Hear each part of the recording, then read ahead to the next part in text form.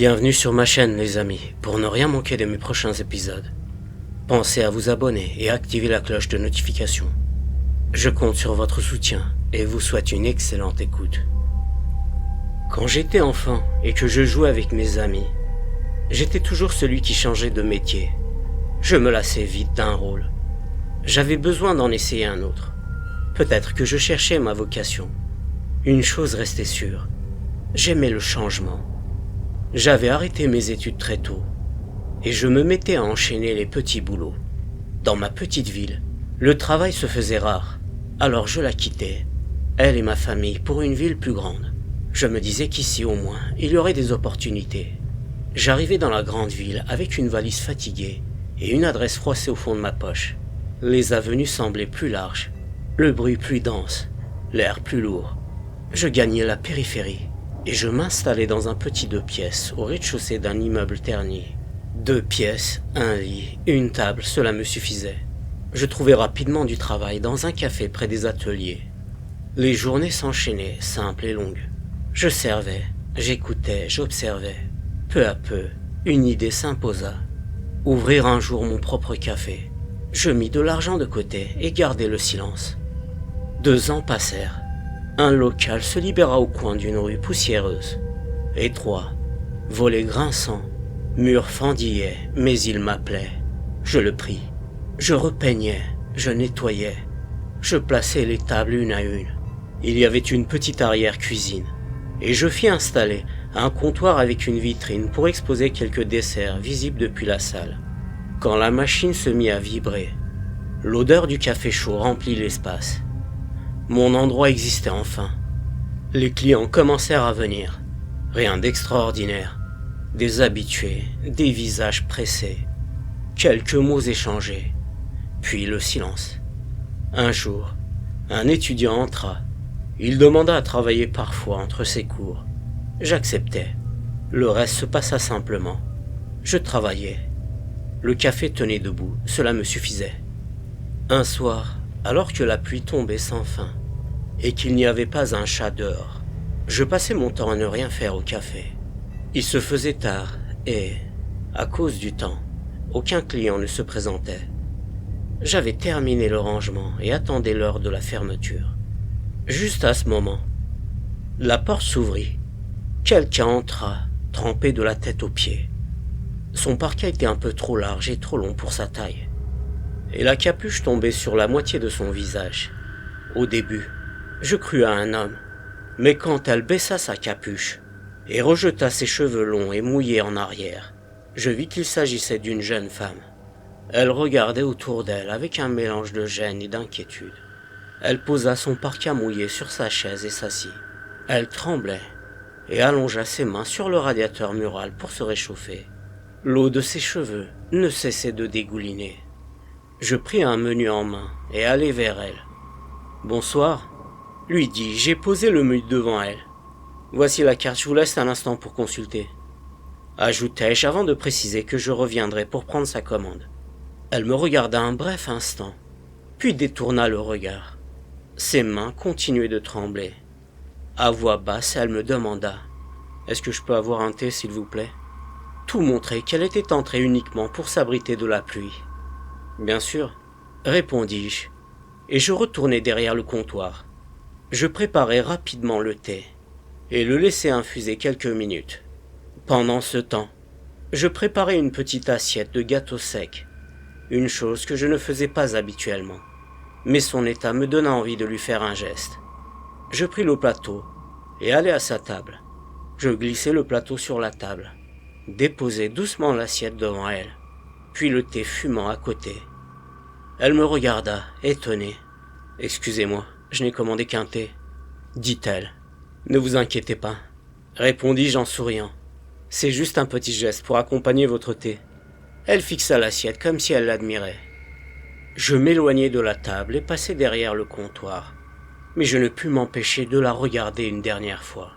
Cette fois, c'était moi qui étais étonné. Elle mangeait les quelques gâteaux secs avec tellement d'appétit et si rapidement qu'elle donnait l'impression de n'avoir pas mangé depuis très longtemps. Quelques détails attirèrent mon attention. Elle était vraiment très maigre. Son visage était creusé, ses cernes marquaient la fatigue. Ses doigts étaient si fins que la peau semblait étirer les os. Ses pommettes ressortaient et ses yeux étaient enfoncés. Il était déjà l'heure de fermeture, mais elle essayait simplement de se réchauffer et d'attendre que son parka sèche.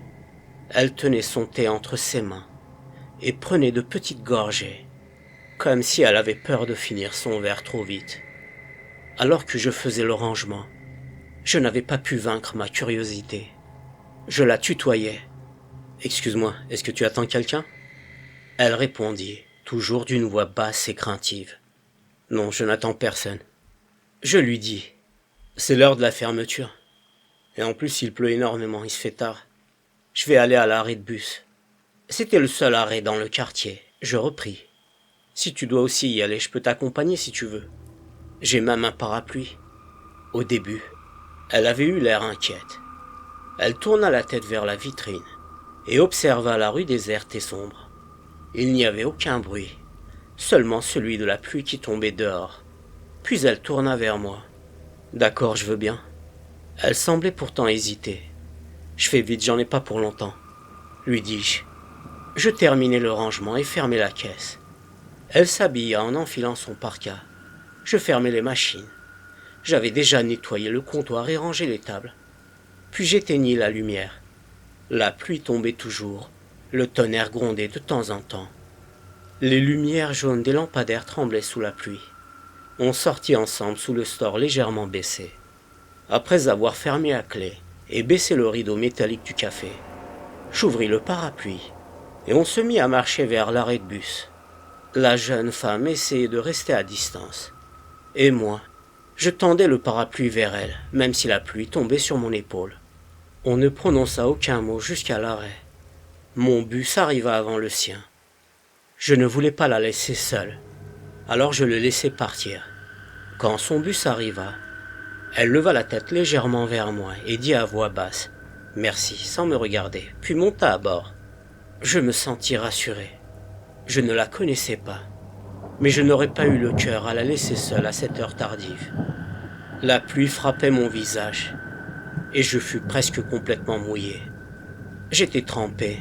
Ce soir-là, quand mon bus arriva, je montai et pris le chemin inverse du sien. J'étais trempé. Ce soir-là, je me couchai assez tôt. Le jour suivant, je repris le travail l'après-midi. Je m'étais réveillé très tard et je n'avais pas pris de petit déjeuner et allais le prendre dans l'arrière-cuisine du café pendant que l'étudiant terminait ses heures avant de partir pour sa fac. Après avoir mangé, je commençai le travail. Il y avait du monde. La météo était bonne et plus aucune trace de la pluie de la veille. Je travaillais sans pause jusqu'au soir. On approchait de l'heure de la fermeture et il ne restait presque plus personne à l'intérieur. À un moment, la porte du café s'ouvrit. Un visage familier entra. C'était la jeune femme d'hier soir. Ses yeux creusés et son visage fatigué étaient toujours là. Elle était si maigre. Elle détourna le regard et alla s'asseoir au fond, exactement à la même place qu'hier. Je pris le menu et m'approchai. « Bonsoir, tu veux le menu ce soir ?»« Non merci, je voudrais juste un thé s'il te plaît. » Je lui servis le thé et retournai à mon travail. L'heure de la fermeture approchait. Il ne restait plus qu'elle et moi dans le café. Sans que je dise un mot, elle se leva, vint à côté de moi, paya l'addition et arriva devant la porte. Elle se tourna vers moi. « Je voulais te remercier pour tout ce que t'as fait hier soir. » Puis elle sortit rapidement sans me laisser le temps de répondre. Pendant plusieurs jours, la même scène se répéta. Elle venait le soir, prenait son thé et partait à la fermeture. Elle ne parlait à personne, ne regardait personne et sirotait son thé lentement. Même quand j'essayais de dialoguer, elle restait distante. Je me demandais pourquoi elle venait si tard et partait juste avant la fermeture. Peut-être travaillait-elle à côté et en terminant sa journée venait ici, me dis-je. Les jours défilaient ainsi et j'arrivais à apprendre un peu plus sur elle. Elle n'était pas du genre à attirer l'attention. Elle s'asseyait toujours à la même table au fond, là où presque personne ne choisissait de s'installer. Mais comme elle venait toujours vers la fermeture, elle était devenue une cliente habituelle. Et naturellement, ma curiosité grandissait. Elle m'avait dit s'appeler Ilham, avoir 23 ans, et habiter loin d'ici, de l'autre côté de la périphérie. Un jour, je lui avais demandé « Tu viens ici parce que tu travailles dans le coin ?» Elle n'avait pas répondu. Un soir, il y avait un anniversaire dans le café, et l'intérieur était rempli. Ilham arriva à l'heure habituelle et s'assit au même endroit, loin de la foule. Je ne lui demandai plus ce qu'elle voulait commander. Je lui servis son thé comme toujours. Quand il y avait ce genre d'événement, on n'acceptait normalement aucun client. Mais pour elle, c'était différent. Personne ne faisait attention à sa présence. Alors je la laissai rester. À la fin de mon travail, je me rendis compte qu'elle était partie avant la fermeture pour la première fois. Puis en voulant fermer, je constatai que ma veste avait disparu du porte-manteau. Je la cherchais partout, mais rien. Un client l'avait peut-être prise par erreur. Sans caméra, je ne pouvais pas vérifier. Il faisait un peu froid ce soir-là. Mais je n'avais pas le choix, je devais rentrer sans elle. Le lendemain, le jour de repos, je décidai d'aller voir ma famille dans ma petite ville. Je dînais avec eux, mais je ne restais pas tard pour ne pas rentrer trop tard chez moi. À peine rentré, je me jetai sur mon lit, épuisé, même si j'aimais mon travail. Le café m'avait vidé. Aller voir ma famille m'avait fait du bien. Parfois, je travaillais tellement que je n'avais même pas une minute pour m'asseoir. Un soir, Ilham revint tard, prit son thé et partit juste avant la fermeture. Quand j'allais chercher ma veste au porte-manteau, je trouvai enfin celle qui avait disparu. Peut-être qu'un client l'avait prise par erreur et l'avait rapportée, me dis-je. Je ne pouvais m'empêcher de me demander pourquoi il ne m'avait pas prévenu. Mais ce n'était pas important. L'essentiel était que ma veste soit de retour. Je la mis sur moi et fermai le café. Chez moi, je me sentis plus fatigué que d'habitude. J'avais l'impression d'avoir marché pendant des heures. J'enlevai mes chaussures, accrochai ma veste et m'affalai sur le lit sans enlever mes vêtements. J'avais froid, j'étais épuisé. Sans tirer la couverture, je fermai les yeux et glissai dans un rêve. Je marchais sur un chemin à peine visible, entouré d'arbres. Je me trouvais dans une forêt lugubre et effrayante. Des bruits étranges venaient de partout, et la peur me saisissait. Soudain, quelqu'un me tapota l'épaule. Je me retournai. C'était Ilham. Puis je sortis du rêve haletant. Mon réveil sonnait sans cesse. Je me levai avec difficulté et allai à la salle de bain. Devant le miroir, je me regardais. Je crois que je tombe malade, me dis-je. Habituellement, je me levais aussitôt à l'alarme. Mais cette fois, je sortais du lit péniblement. Je risquais d'arriver en retard au café. Je pris une douche rapide, m'habillai à la hâte et sortis en courant. Le travail reprit sa routine. Il y avait du monde. J'étais assez occupé. Mais ce jour-là était différent. Ilham n'était pas venu depuis longtemps. Toute la journée, je ne pus m'empêcher de penser à elle. Pourquoi n'était-elle pas venue? Je me frappais mentalement. T'es complètement stupide, mon gars. Elle n'est qu'une cliente parmi d'autres. Elle est sûrement occupée. Et en quoi ça te regarde?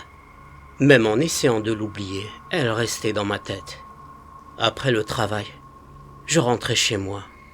Pour la première fois, je remarquais combien mon appartement était vide. Je ne m'étais jamais senti ainsi. La solitude ne me dérangeait jamais. Au contraire, j'aimais vivre seul. Mais cette nuit-là, l'appartement me parut trop vide, trop silencieux, trop froid. J'allumai la télé et tombai sur un vieux dessin animé. Un petit chien au regard blasé, éternellement fatigué, répétait calmement des phrases absurdes pendant que tout explosait autour de lui. J'éteignis la télé, me levai et m'allongeai sur le lit, fermant les yeux. Un bruit étrange me dérangea, comme si quelqu'un grattait le bois. Une souris, peut-être. Je me levai pour chercher l'origine du bruit, mais il semblait venir de partout. Je commençai par la cuisine. Tout était propre, aucune souris. Puis, soudain, la lampe explosa dans un grand fracas. Probablement une hausse de tension, me dis-je. Heureusement, j'avais mes pantoufles. Je posai mes mains sur les murs et avançai prudemment vers la chambre. Dans le couloir, j'appuyai sur l'interrupteur. Rien. Le disjoncteur avait sauté, m'étais-je dit. J'aurais dû avoir une torche. Il ne me restait plus qu'à atteindre la chambre. Alors que j'étais sur le point d'entrer, la lumière du lampadaire extérieur, filtrée par la fenêtre, fut masquée par une ombre qui bougea rapidement. Je me figeai. Ça avait duré un bref instant, mais j'étais persuadé d'avoir aperçu une silhouette humaine. Mon cœur battait à tout rompre. Je tentais de raisonner. Personne n'aurait pu entrer sans que je l'entende. Je rassemblai mon courage et m'approchai de la fenêtre. Rien. La lumière revint à ce moment-là. Je pris une profonde inspiration et regardai autour de moi. Aucun signe de présence. Sans doute avais-je mal vu sous l'effet de la somnolence. Je retournai à la cuisine, débarrassai les bris de verre avec une pelle et un balai brosse, mis les débris à la poubelle et allai enfin dans ma chambre. Cette fois, je laissai la lumière allumée. Le jour suivant, à peine étais-je réveillé que je commençais à penser qu'Ilham allait sûrement venir au café cette fois-ci. Même si j'avais du mal à l'accepter, je m'étais habitué à la venue de cette jeune femme à l'aspect négligé. Et quand elle n'était pas là, je sentais un vide en moi. J'étais au café et travaillais, occupé à servir les clients. Mais Ilham n'était pas venu ce jour-là non plus.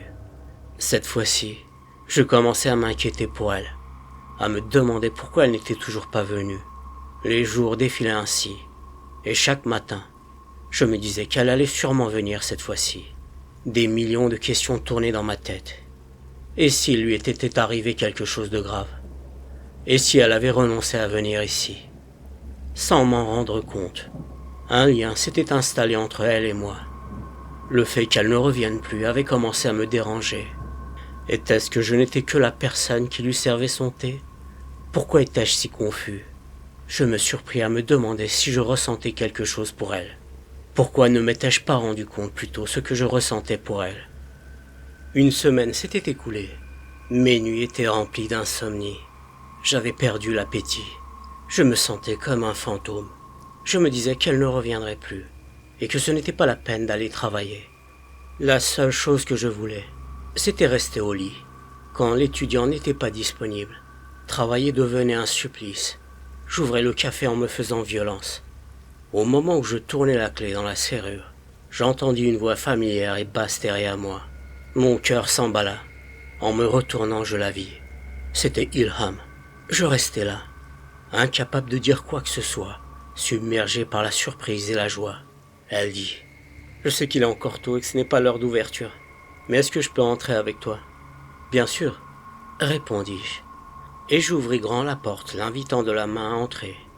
Je passai directement à préparer le thé et lui dis: « Assis-toi, je t'en prie. » Puis j'ajoutai: « Il va falloir patienter un peu pour l'infusion. » J'étais tellement content de la voir que mes mains tremblaient. Elle évitait mon regard comme toujours. Je savais que ce ne serait pas correct de m'asseoir à côté d'elle.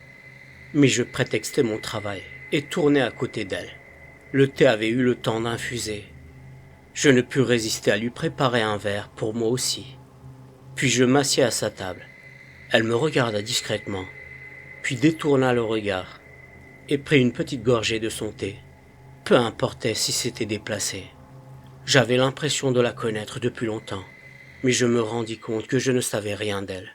Puis, rassemblant tout mon courage, je lui dis: « Ça fait un peu plus d'une semaine que je t'ai pas vu. Je m'étais inquiété pour toi. J'avais eu peur qu'il t'arrive quelque chose. J'espère que tout va bien. » Un léger sourire se dessina sur son visage. « J'étais très occupé, c'est pour ça que j'ai pas pu venir, » répondit-elle. « Je suis content que tu ailles bien, » dis-je. « Ça fait longtemps que tu viens ici, mais on n'a jamais eu l'occasion de se parler. J'espère que ça te dérange pas que je me sois assis à côté de toi. » Elle détourna encore son regard, puis dit: « Non, j'apprécie ta compagnie. » Les clients commencèrent à entrer. Chaque fois que je terminais de les servir, je retournais m'asseoir à côté d'Ilham. Ce jour-là, on discuta longuement. J'appris qu'elle habitait à la limite de la périphérie, très loin d'ici, et qu'elle faisait un long trajet pour venir au café. Quand je lui demandai ce qu'elle venait faire ici, elle répondit qu'elle avait des affaires dans le coin, mais resta très vague. Ce jour-là, Ilham avait cessé d'être une simple cliente à mes yeux. C'était comme si un voile s'était levé devant moi, et que je la voyais enfin telle qu'elle était réellement. Je ne pouvais détacher mon regard d'elle. Quand elle me dit qu'elle devait partir et se leva, mon cœur s'emballa. « J'espère te voir très vite, » lui dis-je. Ilham détourna encore le regard et murmura timidement. « Je reviendrai. » Puis elle se tourna et sortit rapidement du café. À partir de ce moment, même si une paresse profonde s'était installée en moi, j'ouvrais toujours le café dans l'espoir de voir Ilham. Je comptais les minutes jusqu'à son arrivée. Quand elle quittait le café à la fermeture, je l'accompagnais jusqu'à l'arrêt de bus. Je lui avais demandé plusieurs fois de la raccompagner jusqu'à chez elle, mais elle avait toujours refusé. Un soir, alors que j'étais assis sur le canapé avec la télé allumée, je tombais une nouvelle fois sur un dessin animé. C'était un loup habillé en smoking, assis à table, qui regardait une chanteuse sur scène. Son cœur, lui, sautait littéralement hors de la poitrine. Ses yeux s'agrandissaient démesurément. Il tapait du pied sur la table. Sa mâchoire tombait jusqu'au sol, puis il flottait un instant comme s'il allait s'envoler. Alors que je fixais l'écran, j'avais eu soudain l'impression que quelqu'un tapotait à la porte de l'appartement. Je coupais le son avec la télécommande. On frappa de nouveau discrètement. Je laissai la télécommande sur la table basse et me levai. Je regardai l'horloge murale. Il était minuit passé. Qui pouvait frapper à ma porte à cette heure-là, me demandai-je inquiet. Je m'avançai prudemment vers la porte. Arrivé devant, je dis « Qui est là ?» Personne ne répondit. Le silence autour de moi était profond. Je m'entendais même respirer. Je regardais par le judas. C'était Ilham. Elle se tenait là, le visage sans aucune expression, incapable de laisser transparaître la moindre émotion sous la faible lumière du couloir de l'immeuble. Elle attendait que j'ouvre. J'ouvris rapidement la porte et lui dis « Ilham, comment t'as trouvé où j'habitais ?» Ilham, sans me répondre, entra à l'intérieur comme si c'était son appartement. Elle me dit « Je ne suis pas resté très longtemps au café aujourd'hui. J'espère que tu ne m'en veux pas d'être venu. » J'étais très étonné. Au contraire, lui répondis-je. Je suis très content que tu sois venu. Ilham marcha lentement dans le petit salon. Seule la lumière de la télé éclairait faiblement la pièce, avec une image grésillante, grise, d'une chaîne qui ne diffusait plus rien. Elle regardait les quatre coins du salon et touchait du bout des doigts les meubles, les retirant comme si c'était la première fois qu'elle les voyait. Au milieu du salon, elle se tourna vers moi et dit « En fait, je suis venu pour autre chose. » Le battement de mon cœur s'accéléra. Je n'avais aucune idée de ce qu'elle allait me dire. Elle reprit d'une petite voix, déchirant le silence du salon. « Ça fait longtemps que je viens pas au café. Est-ce que tu veux savoir la raison ? Oui, s'il te plaît, dis-le-moi. » Répondis-je. Elle garda le silence quelques secondes qui me parurent une éternité. Ma respiration devint difficile, et l'atmosphère changea dans l'appartement. Elle s'avança d'un pas vers moi. Ses yeux se fermèrent un bref instant, puis lorsqu'elle les rouvrit, une lueur rougeâtre incandescente y brûlait. La couleur s'étendit lentement, envahissant intégralement ses yeux, comme si deux flammes vivaient derrière ses pupilles. Une chaleur oppressante semblait m'envahir, et j'avais eu l'impression que son regard perçait mon corps jusqu'à mes os. Mon cœur battait à un rythme effréné. J'avais l'impression qu'il allait sortir de ma poitrine. La peur m'avait submergé. Je poussai un cri, mais il restait prisonnier de ma gorge, avalé par la panique. Je tentai de fuir maladroitement, mais je me pris la jambe sur la table basse et tombai à plat ventre. Mon visage heurta le sol, et je restai un instant étourdi. Lorsque je me retournai sur le dos, je ne voyais pas ses jambes. Elles semblaient flotter comme suspendues dans l'air. J'essayai de reculer avec mes mains, mais mon dos heurta le canapé. Elle approcha son visage du mien. Mes oreilles bourdonnaient. Je fixai ses yeux complètement rouges ardents, et mon cœur se figea. Je tentai de crier, mais aucun son ne sortit. Une pression oppressante pesait sur ma poitrine. Ma respiration ralentit, comme si ses yeux m'aspiraient une partie de l'air. Sa voix devint rauque, presque doublée, comme si deux voix parlaient en même temps. « Tu veux savoir pourquoi je viens toutes les nuits ?» Ma vision se brouilla, mes oreilles bourdonnaient de plus en plus. Je voulais fuir, mais mon corps refusait d'obéir. Elle s'approcha à quelques centimètres de mon visage. Je me forçai à crier. Soudain, je pus enfin pousser un cri. En rouvrant les yeux, je me retrouvais sur le canapé. Ilham n'était plus là. La télé était allumée. L'alarme sonnait sans cesse. Le matin était arrivé. Je respirais à grands coups, trempé de sueur, comme si on m'avait arraché une partie de l'air. Je me redressai et me rendis à la salle de bain, sous la douche. Je tentais de reprendre le contrôle, et les effets du cauchemar s'estompaient peu à peu. Mais mes pensées revenaient à Ilham. À quel point je la trouvais jolie, timide et mystérieuse. Puis, je sortis de la douche, m'habillai et attendis que les heures s'écoulent. Puis je sortis de l'appartement et arrivai au café. Je regardais constamment ma montre et me demandais sans cesse quand Ilham allait venir. Peut-être que le rêve que j'avais fait était un signe. Ça faisait longtemps que je la connaissais. Je ne pouvais plus le nier.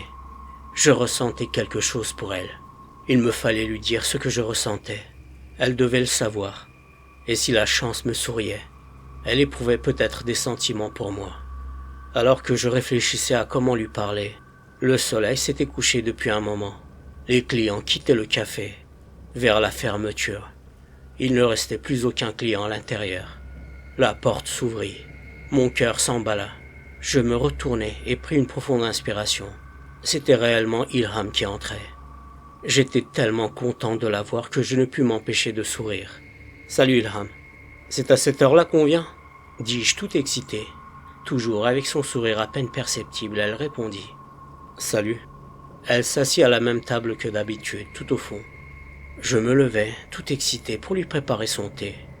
Je n'arrivais pas à maîtriser mon impatience. Une fois l'infusion terminée, je lui servis son thé. Je n'arrivais pas à me maîtriser. Je m'assis en face d'elle et lui pris les mains dans les miennes. Ses mains étaient si froides. À peine mes mains tenaient-elles les siennes qu'elle les retira par peur. « Ne t'inquiète pas, s'il te plaît, » lui dis-je. « Il faut vraiment que je te parle.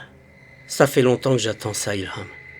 Je sais pas depuis combien de temps, mais je suis tombé sous ton charme. Je tiens énormément à toi. Quand t'es pas là, je me sens malheureux. À chaque fois que je te vois, je me sens vivre. J'ai du mal à te décrire mes sentiments. Mais s'il te plaît, ne me fuis pas. Je veux être avec toi. J'espère que je t'ai pas fait peur en te parlant comme ça. » Alors que j'attendais sa réponse, mon cœur se mit à battre vite. Pour la première fois, Ilham me regarda droit dans les yeux sans détourner le regard. Ses yeux brillaient d'une lueur que je n'avais jamais vue auparavant. Elle avait l'air d'attendre depuis longtemps que je lui dise tout cela. Elle secoua légèrement la tête de haut en bas. « Est-ce que ça veut dire oui ?» demandai-je, souffle coupé. « Oui », murmura-t-elle à voix basse. J'étais fou de joie. Je lui repris les mains dans les miennes. J'avais tout oublié autour de moi. Je ne voyais plus qu'elle. L'heure de la fermeture du café semblait n'avoir plus aucune importance. On discuta longuement, assis face à face. Finalement, je l'accompagnai jusqu'à l'arrêt de bus. Je lui proposai de l'accompagner chez elle. Mais elle refusa de nouveau. Elle monta dans le bus, et je la regardai partir, le cœur battant, partagé entre la joie et l'impatience de la revoir. Mais il y avait en moi quelque chose que je n'arrivais pas à arrêter. Ce désir d'aller près d'elle. Je courus de l'arrêt du bus pour chercher un taxi de l'autre côté de la rue. Je demandai au chauffeur, presque en le suppliant de suivre le bus. Il me regarda et me dit qu'il devait rentrer chez lui, que sa journée était finie. Je lui tendis alors un gros billet et le suppliai de faire une exception, en lui disant que c'était un cadeau. Il accepta sans faire la fine bouche, mais ajouta « Je te compterai la course double ». J'acceptai aussitôt, montai rapidement à l'intérieur et lui demandai de suivre le bus discrètement. Pendant qu'il roulait, il me lança « J'espère que c'est pas un coup foireux, mon gars. Je veux pas de problème. »« Rien d'illégal, je te jure, » répondis-je. « Je veux juste parler à quelqu'un avant qu'elle disparaisse encore. Tu me déposes dès qu'elle descend, et je te dirai quand. Après, tu ne m'as jamais vu.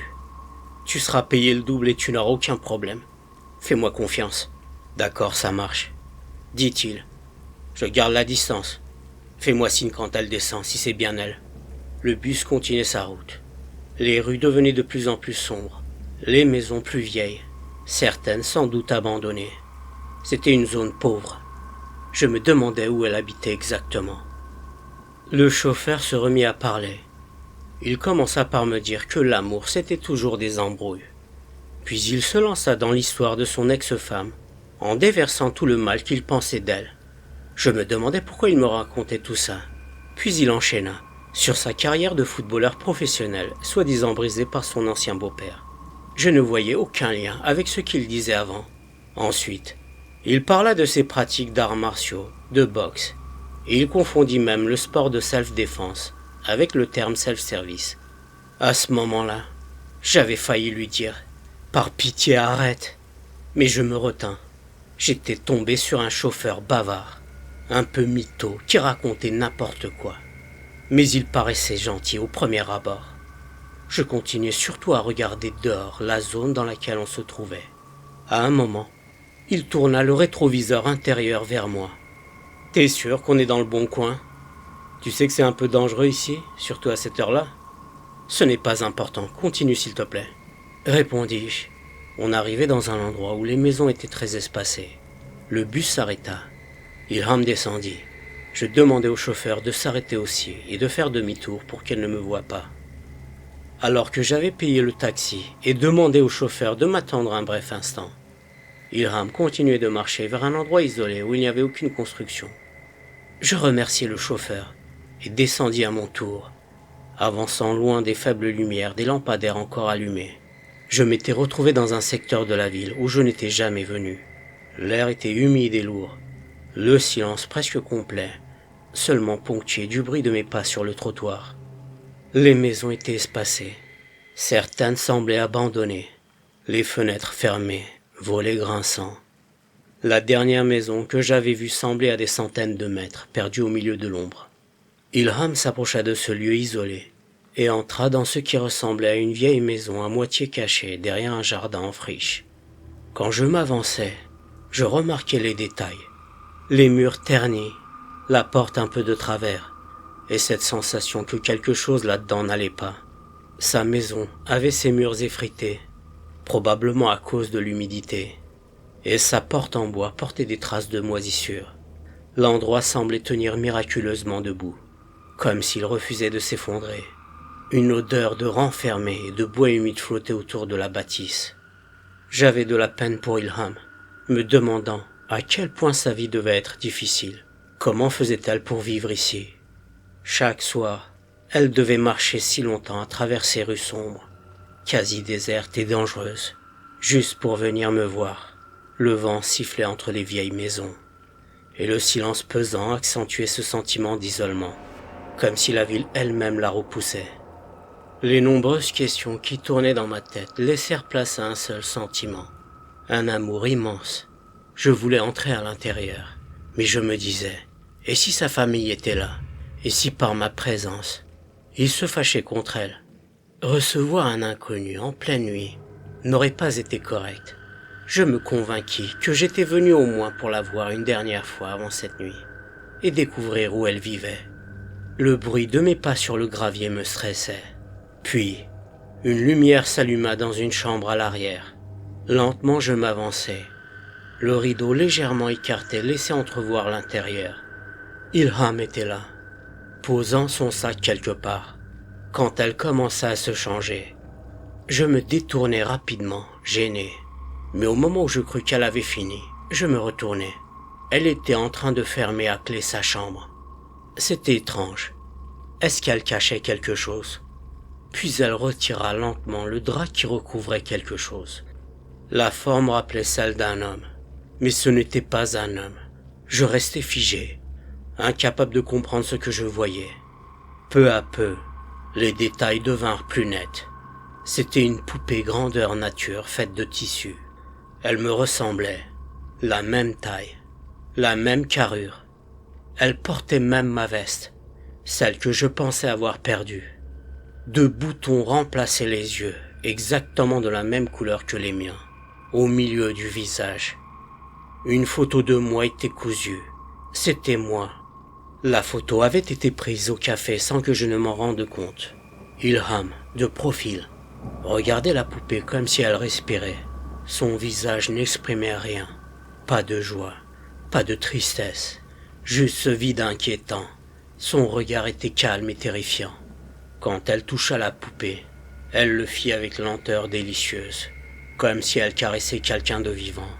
Soudain, une douleur aiguë traversa mon ventre. Mes mains se mirent à trembler. Je suffoquais. C'était comme si l'air disparaissait autour de moi. Mon esprit se figea. Je ne savais plus quoi penser ni quoi faire. Dehors, derrière la fenêtre, je peinais à tenir debout. Mon corps se mit à trembler. Ilham entoura la poupée de ses bras. On aurait dit qu'elle étreignait quelqu'un qu'elle n'avait pas vu depuis très longtemps. Mais dans ses yeux, il n'y avait aucune trace d'amour, seulement une obsession. Une obsession sombre, froide, sans fond. Puis elle posa la main sur ses cheveux. Sans hésiter, elle arracha une mèche. J'avais eu presque l'impression d'entendre le bruit de l'arrachement. Ou peut-être que mon esprit me le suggérait. Une brûlure me traversa la poitrine. Ilham observait la mèche avec attention, comme un objet précieux. Ensuite, elle écarta le tissu au niveau du cou de la poupée et déchira une couture. Elle glissa la mèche à l'intérieur. Au moment où la couture se déchira, ma respiration se coupa. Une main invisible semblait serrer ma gorge. Mon cœur accélérait puis ralentissait soudainement. Je luttais pour rester debout. Elle prit alors une aiguille et du fil et se mit à recoudre la gorge de la poupée. À chaque fois que l'aiguille s'enfonçait dans le tissu, j'avais l'impression qu'elle entrait dans ma chair. La douleur me transperçait. Le visage d'Ilham restait immobile, sans ciller, comme si elle accomplissait un rituel. Je voulais reculer, mais j'étais cloué sur place. Mon corps ne m'obéissait plus. Il faisait froid dehors, mais moi j'étais glacé jusqu'aux os. J'essayais de bouger, en vain. J'avais le sentiment d'être lié à la poupée par quelque chose d'invisible. Quand elle termina de coudre, ma vision s'assombrit. Toute mon énergie m'abandonna. La dernière chose que je vis fut Ilham posant l'aiguille quelque part. Je m'écroulais. Mon corps n'avait plus de poids. Le sol était dur et froid. La douleur se répandit partout. Puis, mon esprit se ferma. Quand je repris conscience, je frottais mes paupières. La lumière me faisait mal. Je refermais les yeux avec mes mains, essayant de comprendre ce qui m'était arrivé. L'air était humide. Une odeur métallique rouillée me brûlait la gorge. Ma vue s'adapta enfin. J'étais allongé sur le dos, sur un sol froid, dans une pièce où l'eau tombait du plafond goutte à goutte. Une petite fenêtre à barreaux laissait passer une lumière pâle. Les murs étaient partiellement en métal. Une ampoule sale pendait au plafond et éclairait faiblement l'obscurité. Je tentais de me lever, mais mes poignets me firent atrocement mal. Je baissai la tête. De grosses chaînes rouillées les emprisonnaient. Pris de panique, je tirai dessus. Les maillons grinçaient. Un bruit horrible résonnait dans la pièce, mais rien ne bougea. Les bracelets de fer s'enfonçaient encore plus dans ma peau. J'essayais de contrôler ma respiration haletante. Soudain, j'entendis une voix calme, proche. « Arrête, ça sert à rien. Tu vas juste te blesser les poignets. » C'était la voix d'Ilham. Et voilà, c'est la fin de l'histoire, les amis. Merci de l'avoir écoutée, j'espère qu'elle vous a plu. La deuxième partie arrive très bientôt, les amis. N'oubliez pas de vous abonner à ma chaîne et d'activer la cloche de notification pour ne rien manquer des prochains épisodes. Si cette vidéo vous a touché, vous pouvez la liker pour me soutenir et partager vos impressions en commentaire. Vous pouvez aussi utiliser la fonction booster la vidéo pour faire grandir la chaîne. Prenez soin de vous les amis et à la prochaine.